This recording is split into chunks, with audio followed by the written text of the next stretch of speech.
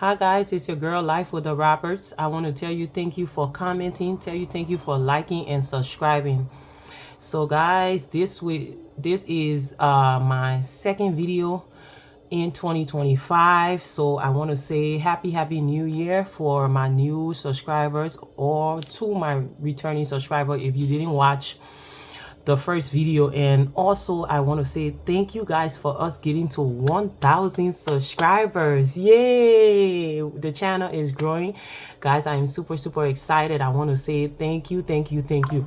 And at the end of this video I will give you guys an update. I think, like I stated in the last video, I was gonna give you guys an update. So let's get into the video.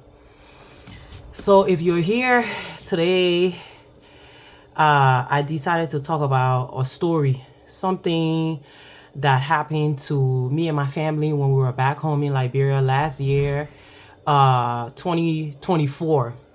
But the reason why I chose to talk about this is because I've noticed that it's happening a lot lately. So I feel maybe if I touch base on it, you guys, my subscribers, can let me know your opinions. So let's get into it. So the topic I chose to talk about is it right to take the law into your own hands? What do I mean when I say is it right to take the law into your own hands? For me, I believe in the law. Every country, anywhere you live, any part of the world, there is rules and regulation that we all have to follow. So for my answer, I do not believe it's good for you to take the law into your own hands. So let me tell you why I chose to talk about this topic, and then you let me know. So like I said, this is something that happened to me and my family. As you guys are aware from my previous videos, we went to Liberia last year, which was May 2024.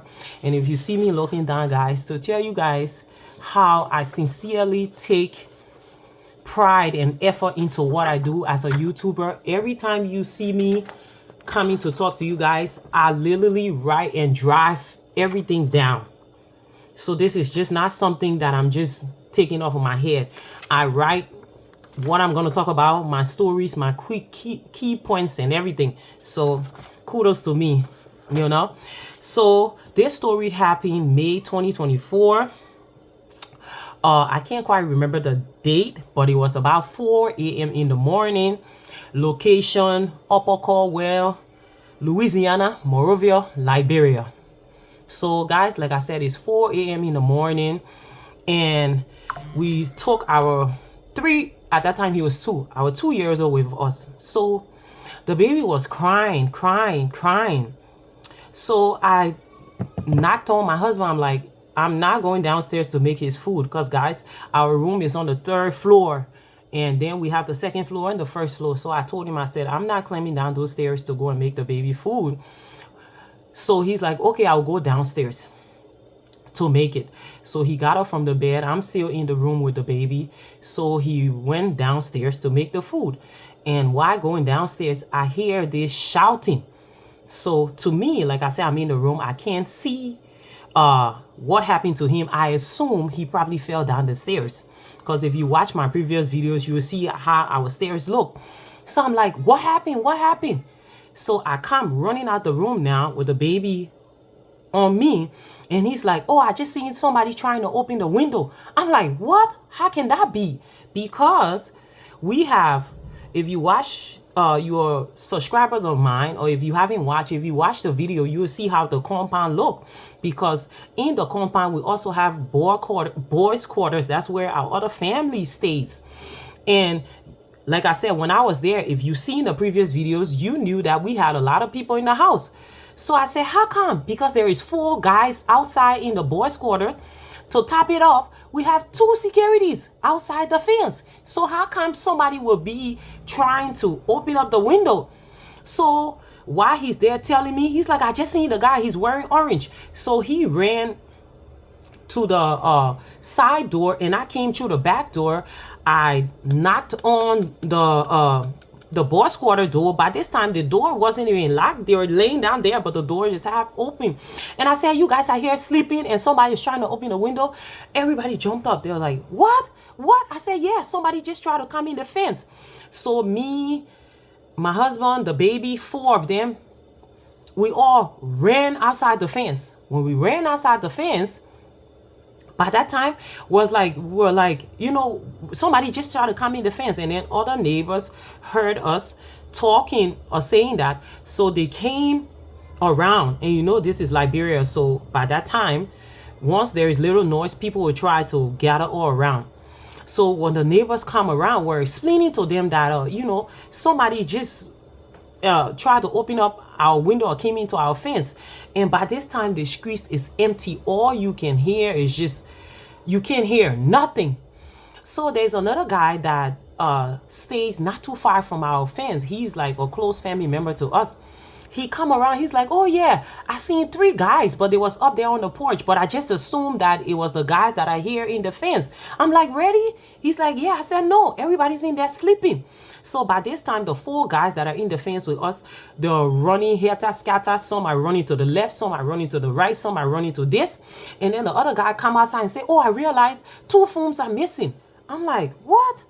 So you guys are actually, because remember what I told you guys at the beginning, that their door wasn't closed. It was like half open. I said, so you guys are in your room sleeping and left your door open, and somebody came and walked on top of you guys and take cell phones.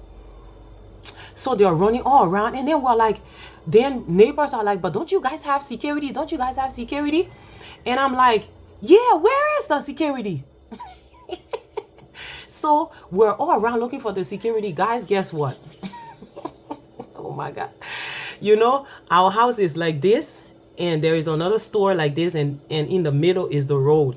Here comes the security on this side of the road. And we like, where have you been? Somebody came into the fence and you took 2 phones. And he's like, really? Where? By this time, he grabbed his call lights. If you're a librarian, they call us. So he grabbed the call lights and he's running. Where are they? Where are they? And we're like, you better go somewhere with that thing. You are out here, you're a security. And 3 guys actually enter, because my husband didn't see 3 guys. He seen 1 person wearing orange. Remember what I told you guys? I said, you better get out of here. You're here. And then people are coming into the fence, and now you're running around talking.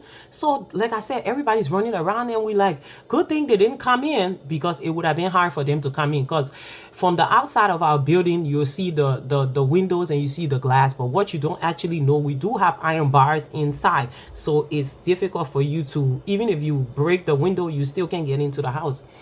So we're there on the streets with the neighbors, and by this time it's like maybe 10 minutes, 20 minutes later, we're out there, discussing and trying to figure out where this person went.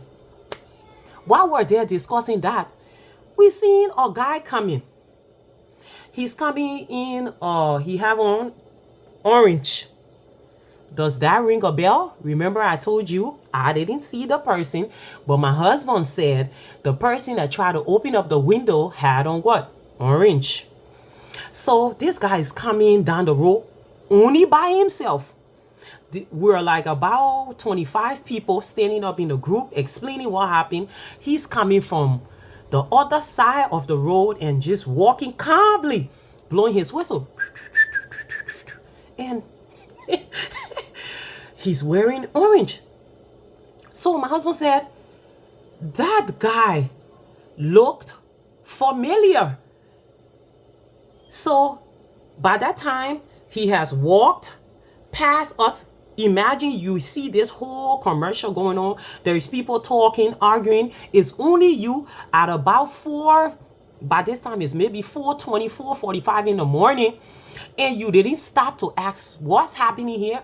You're just walking calmly and pass by us. By this time, he has take like 10 steps away from us. When my husband said, that guy that's passing, he kind of looks familiar, or to the color the guy was wearing. So he told the other guys out there, he's like, hey, stop him.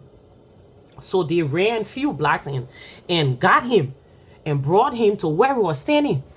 So we're like, okay, where are you going?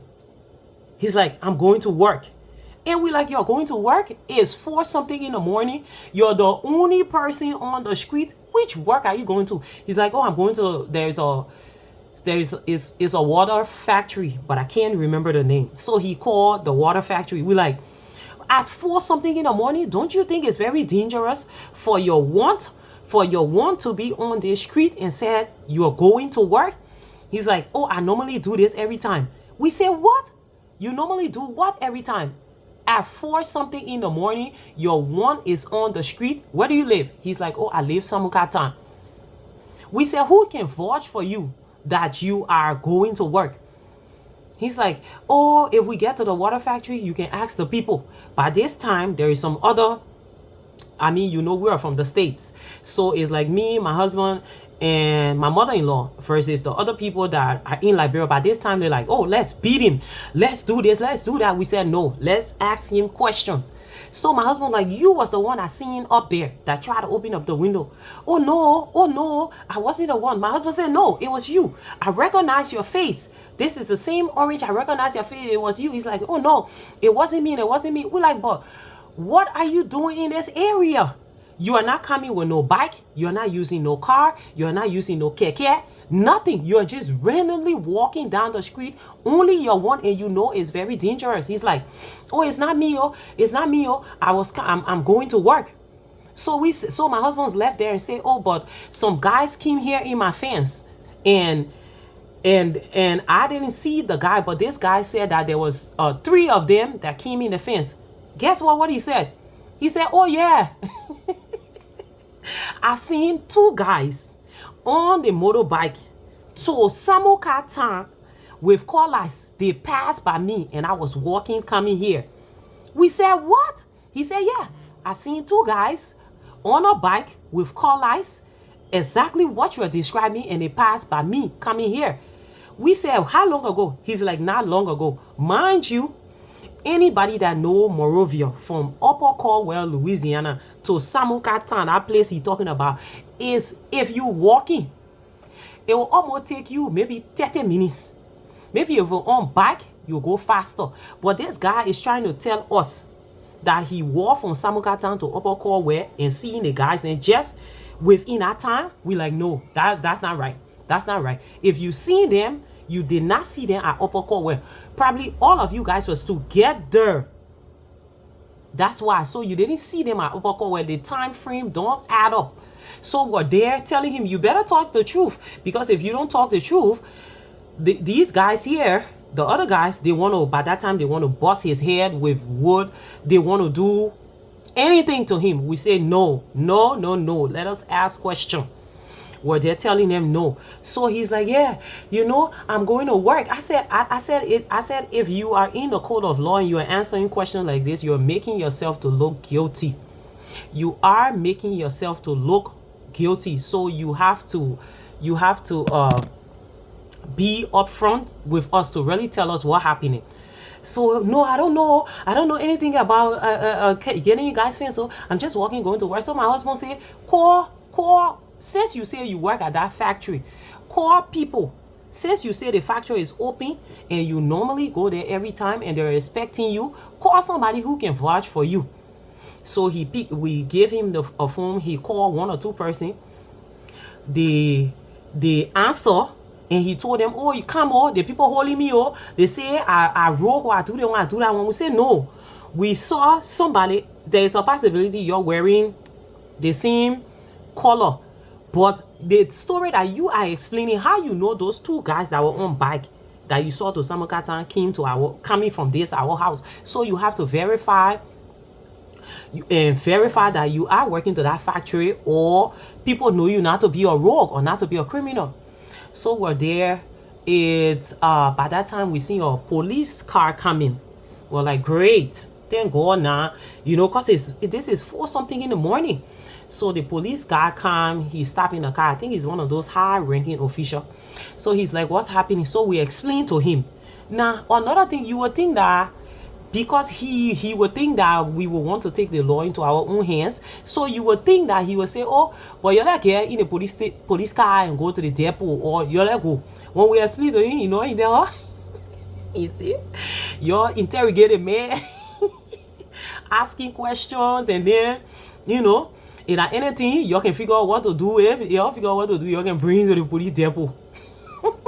So I mean, he left, so he drove off. So by that time we told the guy, say, listen, you better call people that will verify that you do work, you work at that water factory like you say you do, you are also not a criminal, because right now they think you're explaining it don't sound right.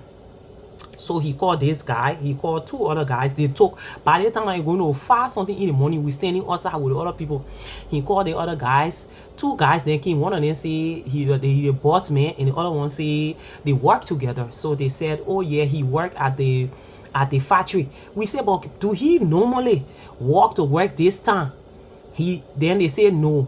He excused for leaving his house and coming to work at that time. He said he and his sister staying together, and he didn't want to leave his sister one in the house all night, so he stayed there for a certain amount of time.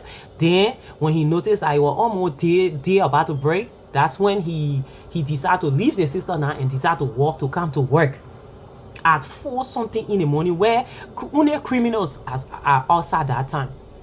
So we told the guys, you're sure you can vouch for him? So they're like, oh yeah, he worked at our water factory. And then by that time, the other local Reese, because they will call us or December, so we'll call that one a local Reese. The local Reese people, oh no, you don't let him go. You're throwing in the water, let water right across here. Or your boss is here, you do the one, you do that one. Say no. We said no. Certain people came and say he worked with them and they don't know him to be a criminal. We told him, man, say, but somebody took 2 phones, but we'll leave it, we'll go, we'll let him go. The local reason, they were angry because we choose to, number one, not harm him. We didn't choose to do any harm to him or to take his life away. So we just let him be. That made them angry.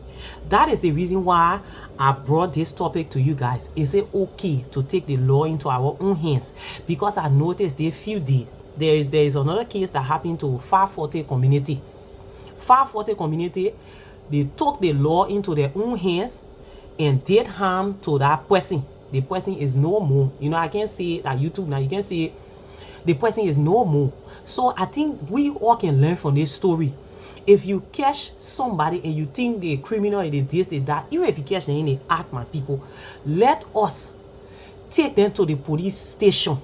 Even though they're saying, I mean, it's true, our police, they, you know, but stay. Their life that we have is very, very precious. So we shouldn't take law into our own hands. So I just wanted to share that story with you guys. Even though we lost 2 phones, but we didn't take the law into our own hands, because there is a 50-50 chance maybe that 2 people were wearing orange. And maybe the person that was wearing orange, maybe they didn't know that, or the person, maybe they were asking, but maybe he didn't recognize, he didn't think that my husband saw the orange shirt on him. But even at that, we tell God, thank you that we didn't take the law into our own hands. So guys, we need to stop taking the law into our own hands. Okay. So if you watch this story, please give me your input. Let me know if that was you, what would you have done? Let me know from the story if you can, what can you take away from it? Please let me know in the comment section. So guys, let's get into the update. So guys, you know, in life they say when I'm sorry the video will be long. They say in life when somebody do good for you, it's good for you to give them their flowers. Okay, I don't know, should I say, okay, should I say good, or should I say maybe they are a good business person? Maybe I should put it like that. So guys, I know there was a short video that I did, and you guys seen that we shipped our car from Minnesota to Liberia. So, and I also did a video about a shipping company that I normally use. It's called AB Enterprise and Family. I think I did a video. There is a video that I did. If you go there, you can watch it. So this AB guy, we have been shipping with him for a long time now. And the reason why I want to give him his flower, this was supposed to be a separate video, but let me just include it. He came, we transacted with him. He shipped our car from here. I think that was October, and they shipped it to Liberia. So the car got there about the end of the end of December. So when the car got there, I think while they was offloading, there was a box or barrel that fell on the car. I will show you how the car looked. So it fell on the car, so the hood of the car went in, and I think while offloading the container, there was some scratches all around the car. So when they called me to come for my car, when I sent the people there, you know how we do now, we do everything on video. They called and I saw it and I said, oh, but my car, the hood is damaged and there is scratches over my car. And they're like, oh, but what amazed me, they said, oh, it's okay, just leave the car here and we'll get it fixed and then we'll call you to pick it up. And I said, okay. But then I was thinking that I seen Liberia thing, where if you leave your car, or African thing, it's not even a Liberian thing, or African, you leave your car, they will drill you. It will take you 2 to 3 weeks for you to get it back. There will just be a lot of headache. So I trusted him. I left the car there. I think we left the car, we went for the car on a Tuesday. Yes. So we left it there. I think when I call AB now, who is in the States here with us, he's in Minnesota, and I will put his contact and his number there. When I call him, he said, oh, Josephine, call the people in Liberia, like my managers there, they're handling it. So when I call him, he said, we're fixing the car, we'll be in touch with your brother-in-law, which is the one that I normally send the stuff to. So I said, okay. So it was Wednesday, I think Thursday, I called because he called my brother-in-law to tell my brother-in-law they should come and pick up the car. So I called him. I said, Oliver, are you guys done with the car? He's like, yeah. I said, did you guys fix all the problem with the car? And he said, yes. So I sent my brother-in-law there. They went and pick up the car. So I'm also going to upload the video to show you when the car was damaged and when they pick it up. But guys, what amazed me, when they pick up the car looked like there was no damage occur. It looks very good. And the reason why I'm giving AB his flowers is because, sometimes we have these stories where, oh, Liberian business is not good to do business with your own African. But guys, there was no headache. I wasn't dragged around. It didn't take 2 to 3 weeks. And I was able to get my car, which they fixed it, and they were very, very professional. So I just wanted to share this with you guys. If you're in Minnesota, remember now, if you're not giving me nothing for the promotion, but I just wanted to give him his flowers while he's alive. He's a very good professional guy when it comes to business, because trust me, if there were other people, y'all would have seen me on the same channel, I would have been bashing them. But thank God, he was very, very professional. They fixed my car in less than 2 to 3 days. And guys, not just that, even the documents that I can use to register it, they gave me all of that. So I just wanted to share that with you guys. If you're in the Twin Cities and you have, I think he ships from different states too, so it's not just Minnesota. But if you have your things you want to ship with him, you can rest assured he is very good and he will be professional when it comes to that. So like I said, I just wanted to share that part.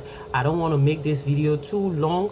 Please like, comment, and subscribe to the channel. Please guys, please continue to subscribe. Please give me your input. To sit down and do this video, it takes a lot, most especially for us YouTubers.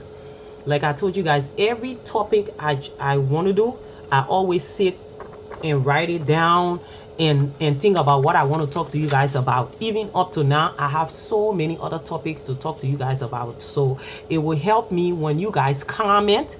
It will help me when you guys share the video, and it will also help me when you guys subscribe to the channel. So it actually look like, okay, I'm doing a good job and my word is getting across to people, and people are actually relating to what I'm saying, so that part will help. So that was one update with the car. Another update, we are trying to start the roofing to the Buchanan house. I think I told you guys that's the project we're trying to do, and guys, we're still working on and deciding what time we're gonna go this year, because we're pushing different things. So like I said, I will keep updating you guys about everything that's going on. Remember to like, comment, and subscribe. And remember, this is our year of grace. Please continue to watch, and remember, God time is the best. Stay blessed. Bye guys, see you in the next video. Have a blessed day.